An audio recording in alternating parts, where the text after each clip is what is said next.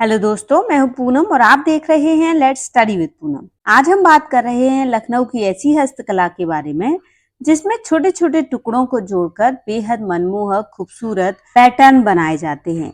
तो दोस्तों, वीडियो शुरू करने से पहले यदि आप हमारे चैनल पर नए हैं तो चैनल को लाइक, शेयर और सब्सक्राइब जरूर करिए, क्योंकि हम आपके लिए इम्पोर्टेंट टॉपिक पर वीडियोज लेकर आते हैं जो आपके लिए बेहद जरूरी भी हो सकते हैं। तो दोस्तों, आज हम बात कर रहे हैं चटापटी लखनऊ के घरों में प्रचलित एक अद्वितीय शिल्प कला की। ये हुनर विस्तृत रचना के लिए रेशम के छोटे छोटे ज्यामितीय टुकड़ों को एक साथ सिलकर पाबंदकारी करना टुकड़ी का काम भी कहा जाता है। यह एक अर्जित कौशल था जिसमें मुस्लिम महिलाओं द्वारा छोटे छोटे टुकड़ों को जोड़कर डिजाइन बनाई जाती थी। बटुआ यानी कि छोटे बैग, तिलेदानी यानी थैली, खानपोश यानी ट्रे कवर और पानदान यानी पान के डिब्बे को ढकने के लिए बनाने के लिए कपड़े के बचे हुए टुकड़ों का उपयोग किया जाता था। अब टुकड़ी लहंगा और साड़ी बॉर्डर के अलावा दुलाई यानी हल्की रजाई के लिए बॉर्डर के रूप में भी काफी लोकप्रिय है। बढ़िया टुकड़ी का काम हमेशा हाथ से किया जाता है। समान आकार के टुकड़ों में काटने के लिए कपड़े के ऊपर कार्डबोर्ड का एक सांचा रखा जाता है जो कि एक ही आकार की और लंबाई चौड़ाई में काटने के लिए सांचे का काम करता है। फिर वांछित आकृति प्राप्त करने के लिए टुकड़ी के रंग के स्थान को ध्यान में रखते हुए हाथ से एक साथ सिल दिया जाता है। ऐसे कई पारंपरिक पैटर्न हैं जिसमें रेशम के टुकड़ों को काटा और जोड़ा जा सकता है। जटिलता का स्तर जितना बढ़ेगा उतनी ही पक्षों की संख्या और प्रत्येक टुकड़ी में किनारों की संख्या बढ़ेगी। इसमें बनाई जाने वाली पारंपरिक आकृतियां मछली के तराजू, सितारे के आकार का या हीरे के आकार के टुकड़े या फिर वर्ग या सिंघाड़े, तिकोने या त्रिकोण के आकार के या षटकोण आदि आकारों के हो सकते हैं। चटापटी की सुंदरता टुकड़ों को एक साथ जोड़ने के तरीके में निहित है। उदाहरण के लिए, यदि टुकड़ी क्षैतिज रूप में जुड़ी हुई हैं तो वे रंग की तरंगों की तरह लगेंगी, लेकिन यदि वे लंबवत रूप में जुड़े हुए हैं तो डिजाइन में एक बहाव का व्यापक प्रभाव शरारे में देखने को मिलता है। चटापटी गरारों में उपयोग किए जाने वाले रंग संयोजन आमतौर पर विपरीत होते हैं।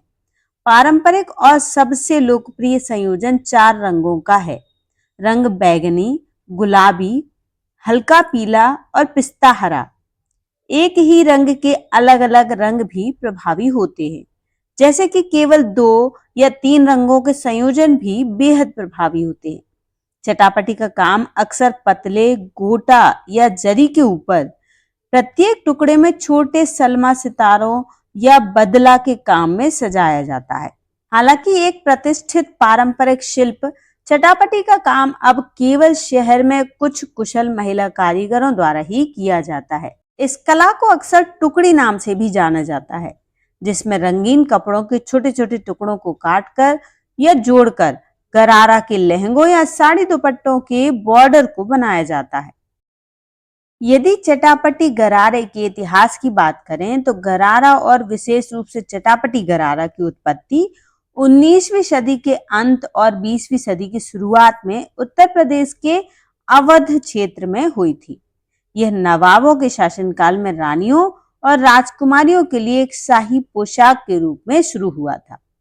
1950 से 60 के दशक में फातिमा जिन्ना और बेगम राणा लियाकत अली खान जैसी लोकप्रिय हस्तियों द्वारा पहने जाने के बाद गरारा पाकिस्तान और बांग्लादेश में भी काफी लोकप्रिय हो गया।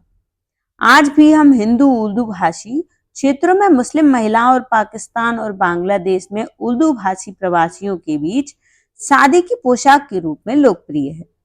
चटापटी गरारा अपने विस्तृत पेचवर्क और 12 मीटर कपड़े के उपयोग के कारण एक कलात्मक और अनूठी पोशाक है। चटापटी गरारा को अक्सर छोटे कुर्तों या दुपट्टों के साथ पहना जाता है। चटापटी गरारा अपनी जटिल कढ़ाई और विस्तृत डिजाइन के कारण बहुत ही शाही और आकर्षक दिखता है।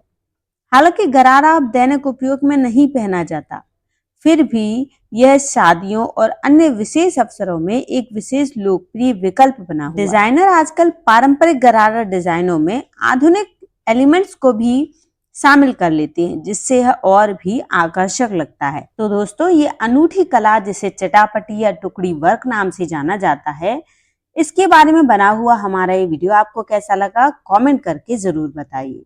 और यदि चैनल पर नए हैं तो चैनल को लाइक, शेयर और सब्सक्राइब जरूर करिए। धन्यवाद दोस्तों।